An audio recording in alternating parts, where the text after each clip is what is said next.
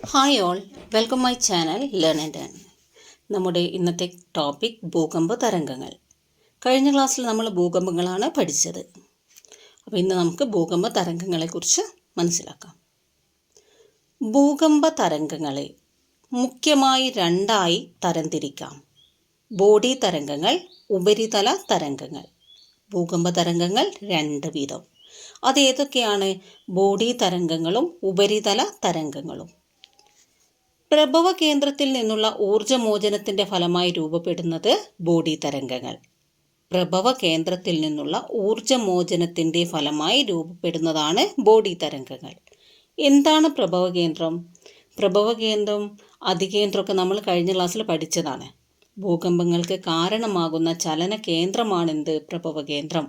ഭൂകമ്പനാഭി, ഹൈപ്പോസെൻറ്റർ എന്നൊക്കെ നമുക്കിതിനെ വിളിക്കാം. ഭൂകമ്പങ്ങൾക്ക് കാരണമാകുന്ന ചലനകേന്ദ്രമാണ് പ്രഭവ കേന്ദ്രം. ഈ പ്രഭവ കേന്ദ്രത്തിന് നേരെ മുകളിൽ ഭൂമിയുടെ ഉപരിതലത്തിലുള്ള ബിന്ദുവാണെന്ത്? അതികേന്ദ്രം.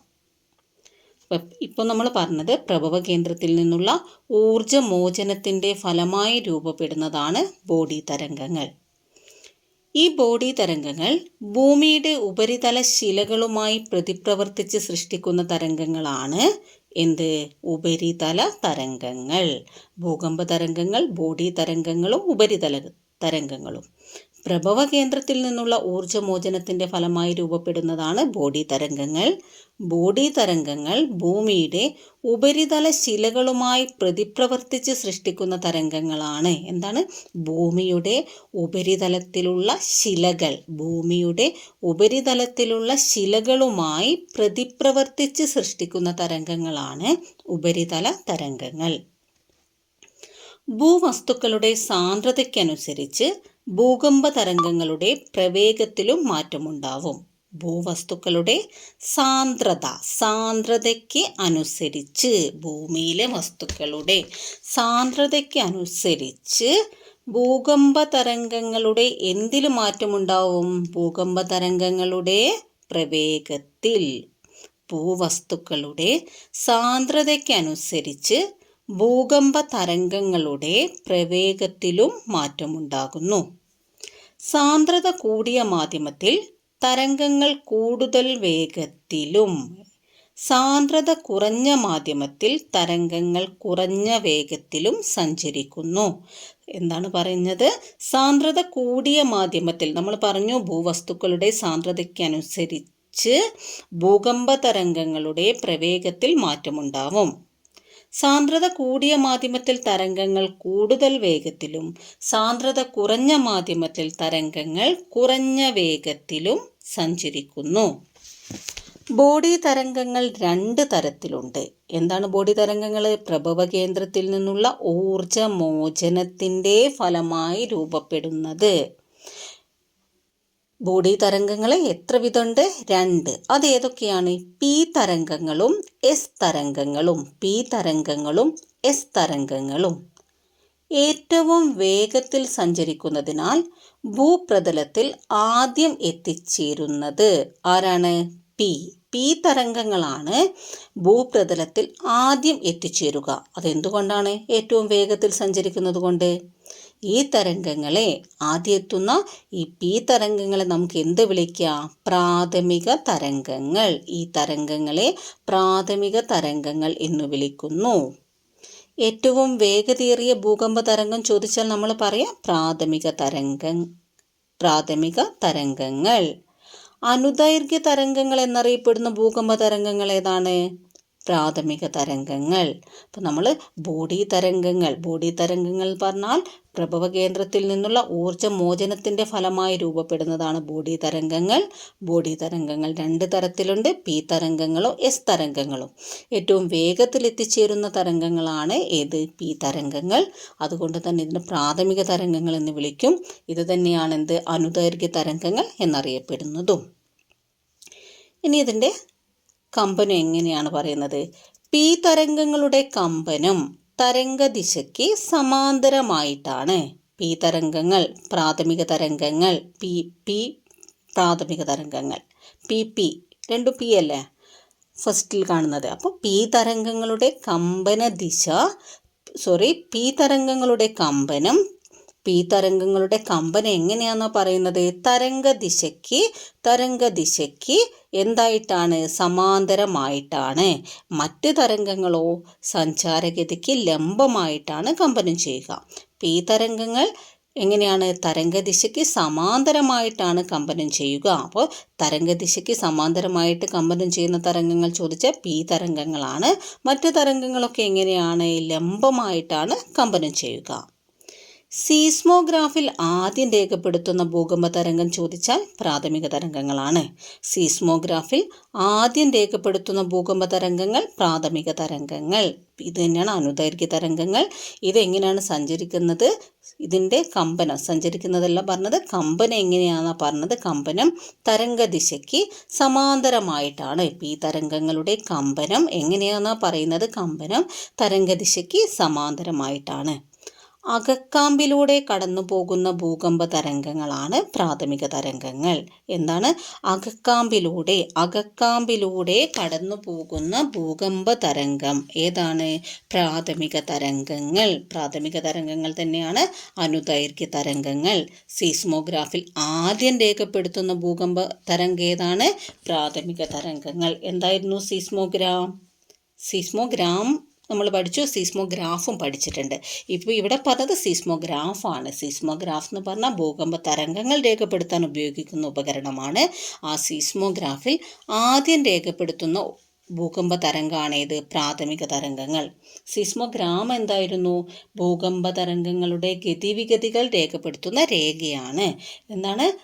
ഭൂകമ്പ തരംഗങ്ങളുടെ ഗതിവിഗതികൾ രേഖപ്പെടുത്തുന്ന രേഖ. അടുത്തത്, ശബ്ദ തരംഗങ്ങളോട് സമാനതയുള്ള പി തരംഗങ്ങൾക്ക് ഖരദ്രാവക വാതക പദാർത്ഥങ്ങളിലൂടെ സഞ്ചരിക്കാൻ കഴിയുന്നു. ശബ്ദ തരംഗങ്ങളോട് സമാനതയുള്ള പി തരംഗങ്ങൾക്ക്, അപ്പോൾ നമ്മളൊരു പോയിന്റ് കൂടെ പഠിക്കുകയാണ്. പി തരംഗങ്ങൾക്ക് ശബ്ദ തരംഗങ്ങളോട് സമാനതയുണ്ടെന്നാണ് പറയുന്നത്. സീസ്മോഗ്രാഫിൽ ആദ്യം രേഖപ്പെടുത്തുന്നു. എന്താണ്? ഇതിൻ്റെ കമ്പനം തരംഗദിശയ്ക്ക് സമാന്തരമായിട്ടാണ്. അകക്കാമ്പിലൂടെ കടന്നു പോകുന്ന ഭൂകമ്പ തരംഗങ്ങളാണ്. അനുദൈർഘ്യ തരംഗമാണ്. ഏറ്റവും വേഗതയേറിയ ഭൂകമ്പ തരംഗമാണ്. ഇതെല്ലാം പി തരംഗങ്ങളാണ്. ഇതെന്താണ്? ശബ്ദതരംഗങ്ങളോട് സമാനതയുണ്ട്. ശബ്ദതരംഗങ്ങളോട് സമാനതയുള്ള പി തരംഗങ്ങൾക്ക് ഖര ദ്രാവക വാതക പദാർത്ഥങ്ങളിലൂടെ സഞ്ചരിക്കാൻ കഴിയുന്നു. എന്തൊക്കെയാണ് പറഞ്ഞത്? ശബ്ദതരംഗങ്ങളോട് സാദൃശ്യമുള്ള സമാനതയുള്ള പി തരംഗങ്ങൾക്ക് ഖര ദ്രാവക വാതകത്തിലൂടെ സഞ്ചരിക്കാൻ കഴിയുന്നുണ്ട്. ഇനി നമുക്ക് അടുത്ത പേജിലേക്ക് പോകാം. അവിടെ നമ്മൾ എസ് തരംഗങ്ങളെ കുറിച്ചാണ് പഠിക്കുന്നത്. എന്തായിരുന്നു ഈ എസ് തരംഗങ്ങൾ? ബോഡി തരംഗങ്ങളുടെ ഒരു വിഭാഗമാണ്. ബോഡി തരംഗങ്ങൾ രണ്ട് തരത്തിലുണ്ട്, പി തരംഗങ്ങളും എസ് തരംഗങ്ങളും. നമ്മൾ ഭൂകമ്പ തരംഗങ്ങളാണ് ബോഡി തരംഗങ്ങളും ഉപരിതല തരംഗങ്ങളും. അതിൽ ബോഡി തരംഗങ്ങൾ നമ്മൾ വീണ്ടും എന്തായിട്ട് തിരിച്ചു? പി തരംഗങ്ങളും എസ് തരംഗങ്ങളും. പി തരംഗങ്ങൾ നമ്മളിപ്പോൾ പഠിച്ചു. ഇനി എസ് തരംഗങ്ങളിലേക്ക് കടക്കാം.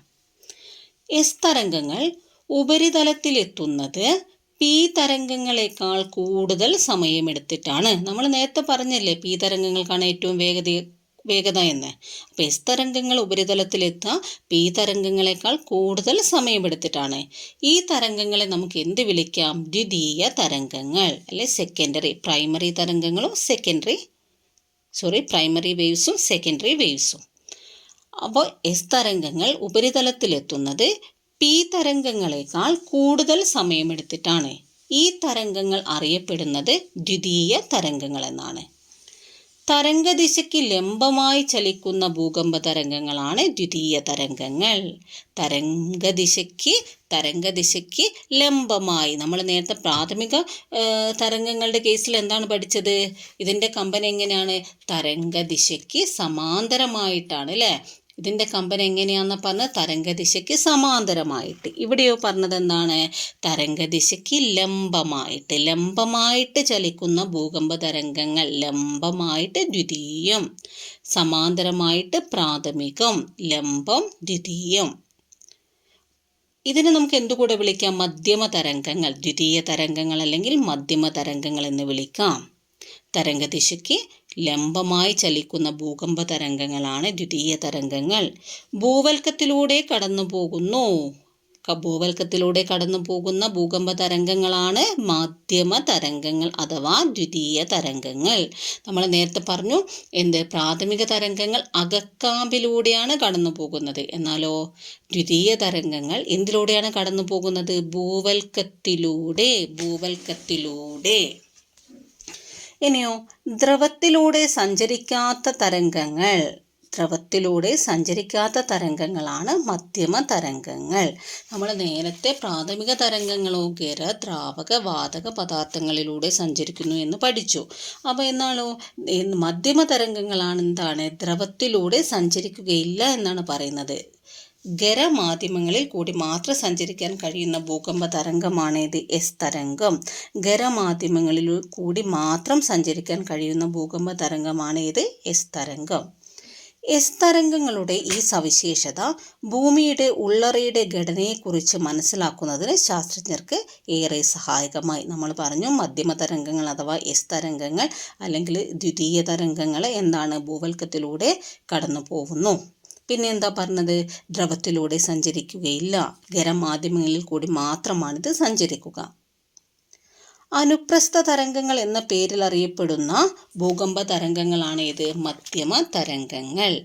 നമ്മൾ നേരത്തെ പ്രാഥമിക തരംഗങ്ങൾ എന്താണ് പറഞ്ഞത്? അനുദൈർഘ്യ തരംഗങ്ങൾ. പ്രാഥമികം അനുദൈർഘ്യം, ദ്വിതീയം അനുപ്രസ്ഥം. അതായത് മധ്യമ തരംഗങ്ങളാണ് ദ്വിതീയ തരംഗങ്ങൾ. അനുപ്രസ്ഥ തരംഗങ്ങൾ എന്ന പേരിൽ അറിയപ്പെടുന്ന ഭൂകമ്പ തരംഗങ്ങളാണ് ഏത്? മധ്യമ തരംഗങ്ങൾ. അടുത്തതായി നമ്മൾക്ക് ഉപരിതല തരംഗങ്ങളെ കുറിച്ച് നോക്കാം. ഭൂകമ്പ തരംഗങ്ങളെ രണ്ടായിട്ട് തരംതിരിച്ചിട്ടുണ്ട്. നമ്മൾ നേരത്തെ പഠിച്ചു ബോഡി തരംഗങ്ങളും ഉപരിതല തരംഗങ്ങളും. അപ്പോൾ നമ്മൾ ഇത്രയും നേരം ബോഡി തരംഗങ്ങളാണ് പഠിച്ചത്. അതിൽ ബോഡി തരംഗങ്ങളിലെ പി തരംഗങ്ങളും എസ് തരംഗങ്ങളും. ഇനി എന്താണ്? സീസ്മോഗ്രാഫിൽ ഏറ്റവും ഒടുവിൽ വന്നെത്തുന്ന തരംഗങ്ങളാണ് ഉപരിതല തരംഗങ്ങൾ. എന്താണ് സീസ്മോഗ്രാഫിൽ ഏറ്റവും ഒടുവിൽ വന്നെത്തുന്ന തരംഗങ്ങൾ? ഏറ്റവും വേഗത കുറഞ്ഞ ഭൂകമ്പ തരംഗങ്ങൾ ചോദിച്ചാൽ ഉപരിതല തരംഗങ്ങളാണ്. നമ്മൾ നേരത്തെ പഠിച്ചത് എന്താണ്? സീസ്മോഗ്രാഫിൽ ആദ്യം എത്തുന്ന തരംഗങ്ങൾ ഏതാണ്? സീസ്മോഗ്രാഫിൽ ആദ്യം എത്തുന്ന തരംഗങ്ങൾ, ആദ്യം രേഖപ്പെടുത്തുന്ന തരംഗങ്ങൾ പറഞ്ഞത് പ്രാഥമിക തരംഗങ്ങളാണ്. സീസ്മോഗ്രാഫിൽ ആദ്യം രേഖപ്പെടുത്തുന്നത് ഏത് തരംഗങ്ങളാണ്? പ്രാഥമിക തരംഗങ്ങളാണ്. നമ്മളിവിടെ പറഞ്ഞു സീസ്മോഗ്രാഫിൽ ഏറ്റവും ഒടുവിൽ വന്നെത്തുന്ന തരംഗങ്ങളാണ് ഉപരിതല തരംഗങ്ങൾ. ഇത് എന്തുകൊണ്ടാണ്? അവയ്ക്ക് വേഗത കുറവാണ്. മാൻഡിലിലൂടെ കടന്നു പോകാത്ത ഭൂകമ്പ തരംഗങ്ങളാണ് ഉപരിതല തരംഗങ്ങൾ. മാൻഡിലിലൂടെ കടന്നു പോകാത്ത ഭൂകമ്പ തരംഗങ്ങൾ ഉപരിതല തരംഗങ്ങൾ. ജലത്തിലെ തിരമാലകളോട് സാദൃശ്യമുള്ള ഭൂകമ്പ തരംഗങ്ങൾ ഉപരിതല തരംഗങ്ങൾ. ഏറ്റവും അധികം നാശനഷ്ടമുണ്ടാക്കുന്ന ഭൂകമ്പ തരംഗങ്ങളാണ് ഉപരിതല തരംഗങ്ങൾ. അപ്പോൾ ഉപരിതല തരംഗങ്ങൾ സീസ്മോഗ്രാഫിൽ ഏറ്റവും ഒടുവിൽ വന്നെത്തുന്ന തരംഗങ്ങളാണ്. ഇത് നിങ്ങൾ റിപ്പീറ്റ് ചെയ്ത് പഠിച്ചോളെ മാറിപ്പോവും. സീസ്മോഗ്രാഫിൽ ഏറ്റവും ഒടുവിൽ വന്നെത്തുന്ന തരംഗങ്ങളാണ് ഉപരിതല തരംഗങ്ങൾ. ഏറ്റവും വേഗത കുറഞ്ഞ ഭൂകമ്പ തരംഗങ്ങളാണ് മാൻഡിലിലൂടെ കടന്നു പോകാത്ത ഭൂകമ്പ തരംഗം. മാൻഡിലിലൂടെ കടന്നു പോകാത്ത ഭൂകമ്പ തരംഗമാണ് ഉപരിതല തരംഗം. ജലത്തിലെ തിരമാലകളോട് സാദൃശ്യമുണ്ട്. ഏറ്റവും അധികം നാശനഷ്ടമുണ്ടാക്കുന്ന ഭൂകമ്പ തരംഗങ്ങൾ കൂടിയാണ് ഇത് ഉപരിതല തരംഗങ്ങൾ. ഈ ഉപരിതല തരംഗങ്ങളെ നമുക്ക് വീണ്ടും രണ്ടായിട്ട് തരംതിരിക്കാം. റെയ്ലി വേവ്സും ലവ് വേവ്സും. എൽ വേവ് എന്ന് കൂടെ പറയാം. Rayleigh wave and love wave. തിരശ്ചീനമോ ലംബമോ ആയ ചലനങ്ങളില്ലാതെ ദീർഘവൃത്താകൃതിയിലുള്ള ചലനത്തിൽ ഭൂമി കുലുക്കുന്നത് കാരണമാകുന്ന ഭൂകമ്പ പ്രതല തരംഗമാണ് റെയ്ലി വേവ്. ഇതിനെ റോളിംഗ് വേവ് എന്നുകൂടെ വിളിക്കാം. റെയ്ലി വേവ് തന്നെയാണ് റോളിംഗ് വേവ്സ്. എന്താ പറയുന്നത്? തിരശ്ചീനമോ ലംബമോ ആയ ചലനമില്ലാതെ. തിരശ്ചീനമായോ ലംബമായ ചലനമൊന്നുമില്ല. പക്ഷെ ഇതെങ്ങനെയാണ്? ദീർഘവൃത്താകൃതി. റെയ്ലി വേവ് എന്ന് പറയുമ്പോൾ തന്നെ നിങ്ങളുടെ മൈൻഡിലേക്ക് എന്ത് വരണം? ദീർഘവൃത്താകൃതി. എന്താണ്? ദീർഘവൃത്താകൃതിയിലുള്ള ചലനത്തിൽ ഭൂമി കുലുക്കത്തിന് കാരണമാകുന്ന തരംഗമാണേത്? Rayleigh wave. റെയ്ലി വേവ് ആണേത്? Rolling wave. L waves next പറയുന്ന ലവ് വേവ് നമ്മൾ പറഞ്ഞില്ലേ? റെയ്ലി വേവോ ലവ് വേവോ, അതിൽ എൽ വേവ്. എൽ വേവ്സ് കടന്നു പോകുമ്പോൾ ഉപരിതലം വശത്തേക്ക് മുറിയുകയും പിന്നീട് പൂർവ്വസ്ഥിതിയിലേക്ക് മാറുകയും ചെയ്യുന്നു. എൽ വേവ്സ് കടന്നു പോകുമ്പോൾ, എൽ വേവ്സ് അല്ലെങ്കിൽ ലവ് വേവ്സ് കടന്നു പോകുമ്പോൾ ഉപരിതലം വശത്തേക്ക് മുറിയും, എന്നിട്ടോ പിന്നീട് പൂർവ്വസ്ഥിതിയിലേക്ക് പ്രാപിക്കുകയും ചെയ്യുന്നു. ദീർഘവൃത്താകൃതിയിലുള്ള ചലനത്തിൽ ഭൂമികുലുക്കത്തിന് കാരണമാകുന്ന ഭൂകമ്പ തരംഗമാണ് റെയ്ലി വേവ്. ഇനിയോ ഇത് തന്നെയാണ് റോളിംഗ് വേവ്സ് എന്നറിയപ്പെടുന്നത്. ഇനി എൽ വേവ് പറയുന്നത് അത് കടന്നു പോകുമ്പോൾ എങ്ങനെയാണ്, ഇതിൻ്റെ ഉപരിതലം എന്താണ്, ഭൂമിയുടെ ഉപരിതലം വശത്തേക്ക് മുറിഞ്ഞു മാറുകയും പിന്നീട് പൂർവ്വസ്ഥിതിയിലേക്ക് മാറുകയും ചെയ്യും. തരംഗങ്ങളുടെ ഗതിമാറ്റം സംബന്ധിച്ച് വിവരങ്ങൾ അറിയാൻ സഹായിക്കുന്നതാണ് സീസ്മോഗ്രാഫ്. തരംഗങ്ങളുടെ ഗതിമാറ്റം സംബന്ധിച്ച വിവരങ്ങൾ അറിയാൻ സഹായിക്കുന്നതാണ് സീസ്മോഗ്രാഫ്. ചലനകേന്ദ്രത്തിൽ നിന്ന് നിശ്ചിത ദൂരത്തിലുള്ള ചില പ്രത്യേക സ്ഥലങ്ങളിൽ ഭൂകമ്പ തരംഗങ്ങൾ എത്തിച്ചേരാറില്ല. ഇത്തരം മേഖലകളാണ് നിഴൽ മേഖലകൾ അഥവാ ഷേഡോ സോൺസ്. എന്താണ് നിഴൽ മേഖലകൾ എന്ന് പറഞ്ഞാൽ, ചലനകേന്ദ്രത്തിൽ നിന്ന് നിശ്ചിത ദൂരത്തിലുള്ള ചില പ്രത്യേക സ്ഥലങ്ങളിൽ ഭൂകമ്പ തരംഗങ്ങൾ എത്തിച്ചേരാറില്ല. ഇത്തരം മേഖലകളാണ് എന്ത്, നിഴൽ മേഖലകൾ. നമ്മളിപ്പോൾ പഠിച്ചത് ഉപരിതല തരംഗങ്ങളാണ്. ഏറ്റവും വേഗത കുറഞ്ഞ തരംഗങ്ങളാണ് എന്ത്, ഉപരിതല തരംഗങ്ങൾ. മാൻഡിലൂടെ കടന്നു പോവുകയില്ല. ഇതിന് എന്താണ്, ജലത്തിലെ തിരമാലകളോട് സാദൃശ്യമുണ്ട്. ഏറ്റവും അധികം നാശനഷ്ടങ്ങൾ ഉണ്ടാക്കുന്നുണ്ട്. ഇത് 2 തരത്തിലുണ്ട്. ഇത് ഉപരിതല തരംഗങ്ങൾ, റെയ്ലി വേവും ലവ് വേവും. ദീർഘവൃത്താകൃതിയിലുള്ള ചലനത്തിൽ ഭൂമികുലുക്കത്തിന് കാരണമാകുന്ന ഭൂകമ്പ തരംഗമാണ് റെയ്ലി വേവ്. എൽ വേവ് കടന്നു പോകുമ്പോൾ ഉപരിതലം വശത്തേക്ക് മുറിയുകയും പിന്നീട് പൂർവ്വസ്ഥിതിയിലേക്ക് മാറുകയും ചെയ്യും. പിന്നെ സീസ്മോഗ്രാഫും നിഴൽ മേഘങ്ങളും. എന്താണ് സീസ്മോഗ്രാഫ്? തരംഗങ്ങളുടെ ഗതിമാറ്റം സംബന്ധിച്ച് വിവരങ്ങൾ അറിയാൻ സഹായിക്കുന്നതാണ് സീസ്മോഗ്രാഫ്.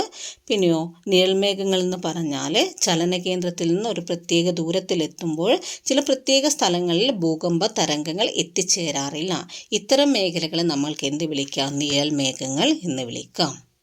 അപ്പോൾ ഇന്നത്തെ ക്ലാസ്സിൽ ഭൂകമ്പ തരംഗങ്ങളെക്കുറിച്ച് ഒരു ചെറിയ ഐഡിയ നിങ്ങൾക്ക് കിട്ടിയിട്ടുണ്ടെന്ന് വിശ്വസിക്കുന്നു. അപ്പോൾ നമ്മൾ ഭൂകമ്പവും ഭൂകമ്പ തരംഗങ്ങളും ഫിനിഷ് ചെയ്തു. അപ്പം നന്നായിട്ട് പഠിക്കുക, റിവൈസ് ചെയ്ത് വായിച്ചുകൊണ്ടിരിക്കുക. അപ്പോൾ ഓക്കെ, ഇന്നത്തെ ക്ലാസ് ഇവിടെ അവസാനിച്ചു. നിങ്ങൾക്ക് ഈ ക്ലാസ് ഉപകാരപ്പെട്ടിട്ടുണ്ടെങ്കിൽ ലൈക്ക് ചെയ്യുക, ഷെയർ ചെയ്യുക, സബ്സ്ക്രൈബ് ചെയ്യുക.